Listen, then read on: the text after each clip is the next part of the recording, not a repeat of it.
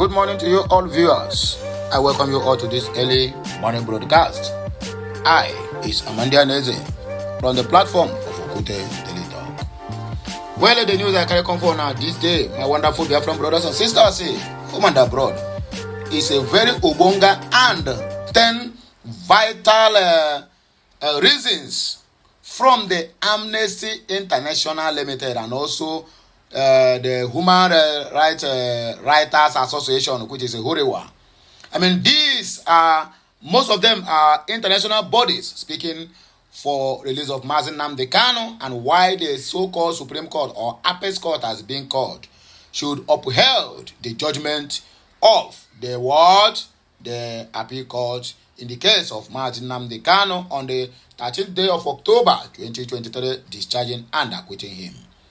We are waiting for the good news, but it is very, very important and necessary we listen to all these things so that on the day, which is the 15th day, the very day that we are waiting for the celebration for Mazi Nnamdi Kanu to join us, the Biafran family, and also to join his family, both extended and immediate, to celebrate the Xmas, to look at the vital points that even our so-called lead councils, the sons, and the giant bells among them, to be able to do what? To present the facts before whoever that will be the judge to decide the fate of the Biafrans that await the release of Mazi Nnamdi Kanu.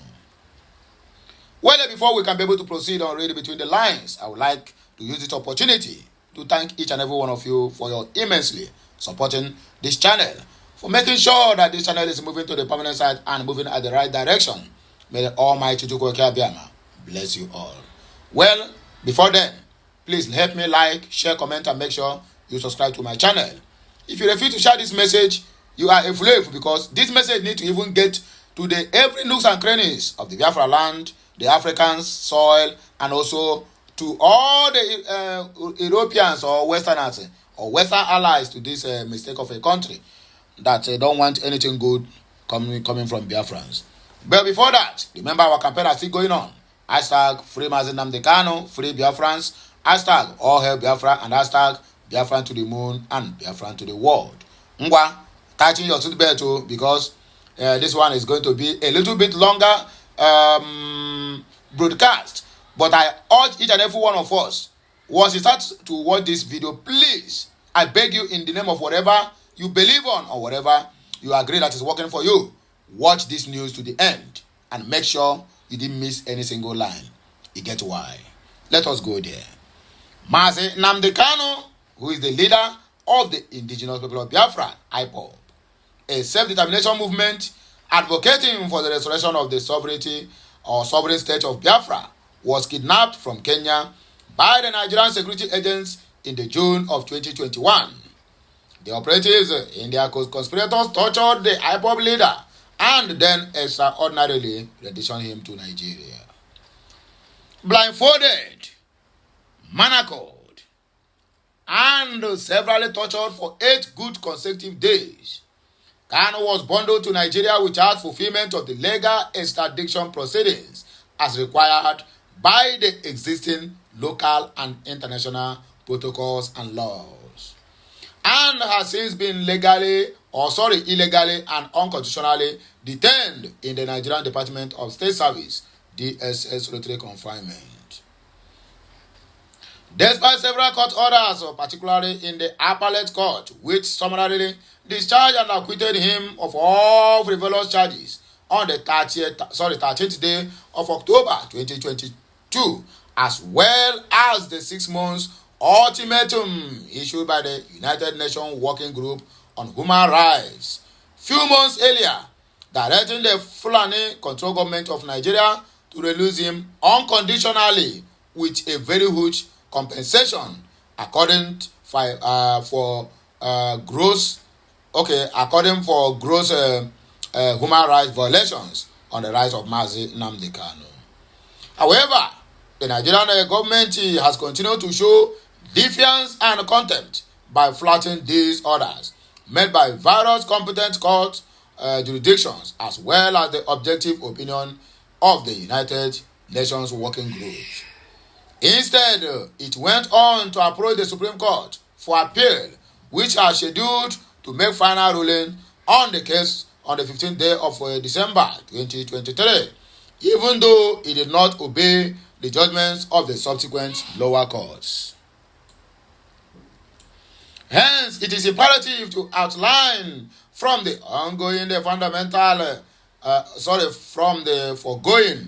fundamental reasons by the Supreme Court is legally adjoined to uphold justice as obtained with its peripheral wings, that is lower courts, in full accordance with the stipulations of the Nigerian Constitution as well as international laws, and free the IPOB leader through its herald judgment come the 15th day of December 2023.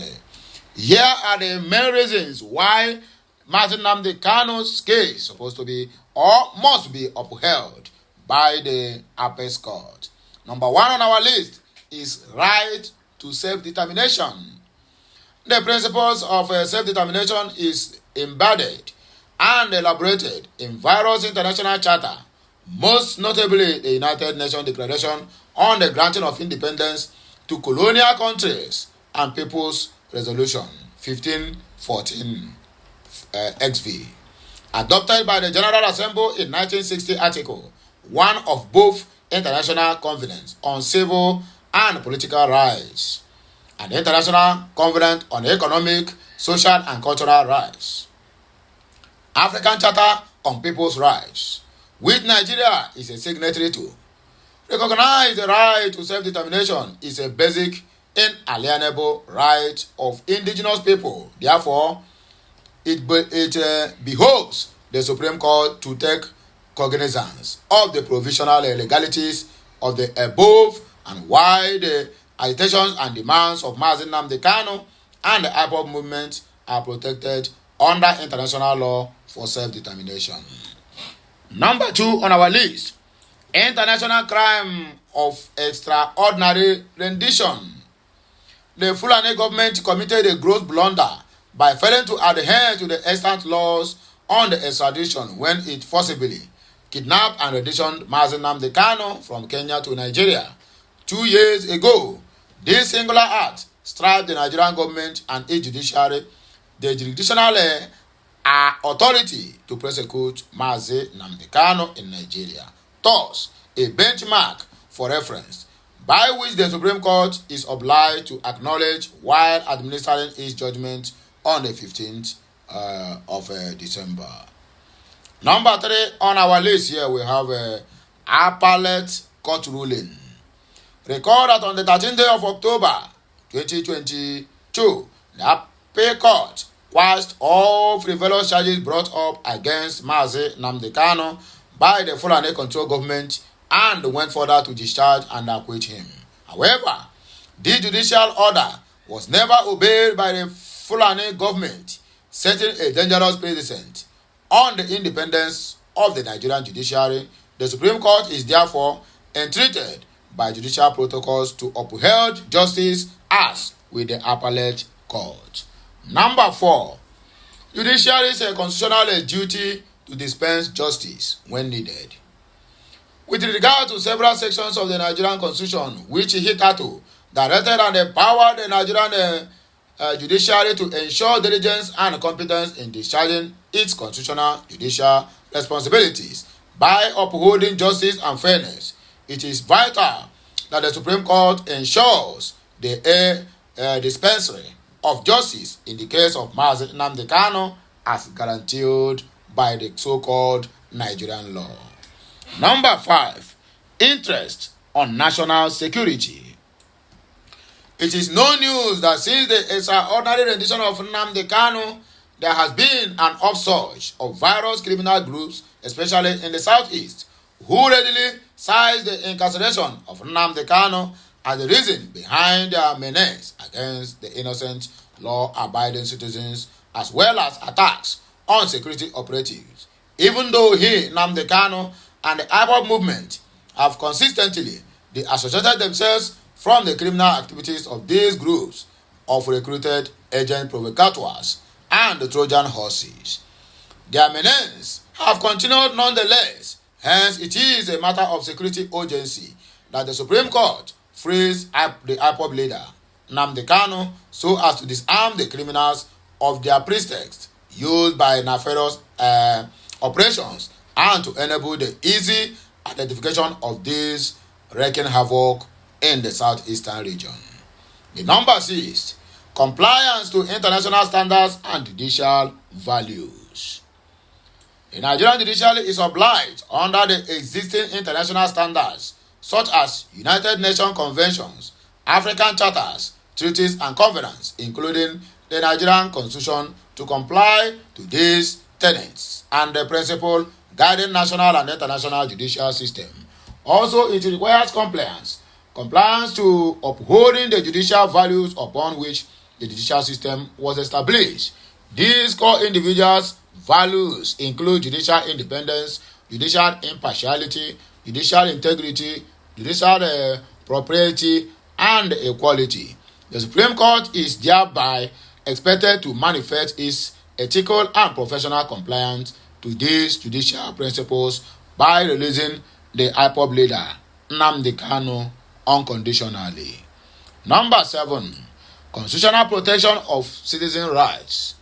The Supreme Court, under Section 34 to 46 of the Fundamental Human Rights enshrined in the 1999 Nigerian Constitution and the United Nations Universal Declaration of Human Rights, is by these laws compelled to protect the fundamental human rights of Mazi Nnamdi Kanu, whose rights, including rights to independence, medical health care after his tragic ordeal in Kenya, have been violated by the Fulani government of Nigeria and its security agencies.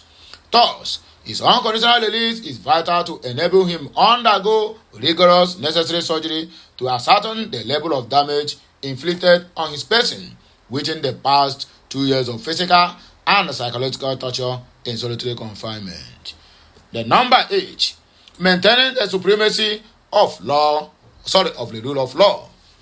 The principal rule of law and its supremacy in constitutional governance cannot be overemphasized in this regard. Therefore, in compliance of upholding the supremacy of rule of law in the zoo, the Supreme Court, under all subsisting constitutional laws and provisions, is obliged to release Mazi Nnamdi Kanu unconditionally as a practical testament to the prevalence of the above. Number 9 on our list, precedent of judicial exploits and noble conduct by IPOB since inception. From ab initio, abducted and detained IPOB members at all times, when charged to court, have continued to secure overwhelming victories across various Nigerian courts through the professionalism of the IPOB legal team. This underscores the nobility of their cause and the methods through which they pursue their quest for self-determination. Thus, absolving IPOB from all terrorist and criminal inclinations labeled against them by the Fulani or the Zoological Republic of Nigeria government, as no Nigerian court has ever convicted any IPOB member. Instead, IPOB continues to sweep through judicial battles in victory. This antecedent is also a prerequisite for the Supreme Court to look into and uphold the judgment of the appellate court for Mazi Nnamdi Kanu. The last but not the least, number 10, repairing the already battered image of Nigeria globally. Nigeria came under international disrupt after the federal government or the Fulani government crowned her woes with the extraordinary rendition of Mazi Nnamdi Kanu without any extradition proceedings, as well as the defense to the directive of the United Nations Working Group on Arbitrary Detention. This blatant show of contempt to others, directive from reputable global institutions, brought Nigeria to the central stage of international disdain, requiring a ballot from such public show of shame. It therefore becomes a national imperative binding on the Supreme Court of Nigeria to intervene and aim at redeeming Nigeria's image from further ridicule and disrupt, which the executive arm has misguidedly imposed on it. And this could commence with the unconditional release of Mazi Nnamdi Kanu. It is important to emphasize that the fate and future of Nigeria statehood is presently constituted is invariably dependent on the Nigeria Supreme Court and its decision come the 15th day of December 2023. The preservation of law and order in the enclave, as well as the already depleting influence of the judiciary, is so determined by how impartial their submission appears. Will the Nigerian Supreme Court allow the state to snowball into chaos and anarchy when she wields the might to prevent such a catastrophe? But the question there is, will they ever allow Mazi Nnamdi Kanu go, even when the court says so? Because DSS now is another organization on their own, according to what we are saying. They are no more under the law. Because when the law say yes, they will say no. When the law say no, they will say yes. That is the issue we are facing in a country that have no law, a country that have no rule of law, a country that have no any single respect for human rights. They keep on abusing human rights every now and then. Well, only time shall tell, and that time is almost upon us. May history and posterity judge all for their deeds and contributions towards whatever is happening, either in Biafra land or outside the Biafra land. But the simple truth still remains that posterity must only judge each and every one of us. Anyway, this message is being written by Kelechukwu Ezi Augustine, and also be edited by Enenyanwite Yabonyoku Ikechukwu for the Family Writers Press International. And the broadcaster remains no other person but Amanda Neze from the platform of Okute Daily Talk, where we speak to you the undiluted truth, where you will always hear the truth and nothing but the truth, where we speak something that even when the ear hears, the ear begins to tingle. Because we don't propaganda and we don't miss what we don't paint words. We go straight to the point. We always hit the nail on the head. We always provide you with every detailed information on the news we are giving to you. That is why you have to do everything humanly possible to make sure you belong to this family, because we are moving to the right direction and we are moving to the permanent site. This ministry must grow, whether the enemies like it or not. So, my wonderful Biafran brothers and sisters, people who always believes in me, this one I just say make I bring it to on a notice so that everybody go join hands and discuss the way forward, because 15th comes the 15th December 2023, Nnamdi Kanu, the leader of the indigenous people of Biafra, must be freed, whether they will like it or not, and it will be unconditional with ABEG and also compensation. As a High Court in Enugu State have awarded a sum of 8 billion naira for Mazi Nnamdi Kanu as compensation. High Court in Abia have awarded 1 billion naira as compensation to Mazi Nnamdi Kanu with ABEG. So shall it be, that no any death of hell shall prevail. And that is where we stand. So have a nice day. Help me share, like, and comment. I'll be right back with another blockbuster. Bye for now, my wonderful people. Kemesiano.